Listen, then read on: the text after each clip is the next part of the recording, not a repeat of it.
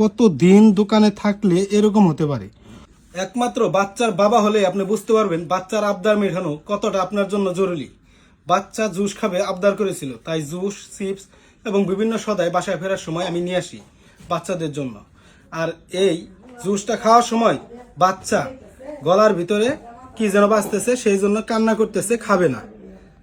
আর এই যে দেখেন এই জুসের এই জায়গাটায় কিরকম একটা আটকে আছে, কোনোভাবেই জুস বের হচ্ছে না। যেহেতু জুস বের হচ্ছে না তাই বাচ্চা কান্না করছে। তাই আমি দেখবো এই জুসটার ভিতরে কি আছে। এখানে কিরকম যেন পাইপের মধ্যে শ্যাওলা শ্যাওলা একটা ভাব রয়ে গেছে, তার মানে এটা অবশ্যই জুস থেকে বের হচ্ছে।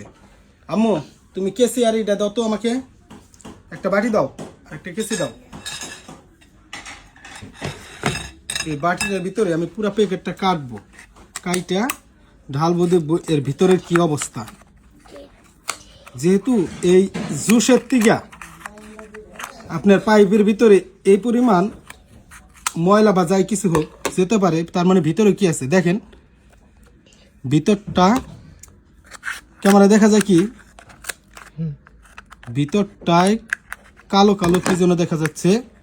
এই যে তার মানে জুসটা কতদিন দোকানে থাকলে এরকম হতে পারে। এবার এক্সপায়ার ডেটটা আমি একটু দেখি। এক্সপায়ার ডেট আছে, কিন্তু তারপরে জুসের ভিতরে এই পরিমাণ কালা কালা কি যেন হয়ে গেছে, মানে একদম ছত্রাক হয়ে গেছে জুসের ভিতরে। ডেট থাকার পরে এই ধরনের ছত্রাক এই জুসের ভিতরে। আমরা না জেনে বাচ্চার আবদার মেটানোর জন্য এই জুসগুলো বাচ্চাদেরকে কিনে দিয়ে থাকি। বাচ্চাকে ডাক্তারের কাছে নিয়ে গেলে ডাক্তাররা বলে বাচ্চাকে বাইরের খাবার খাওয়াবেন না।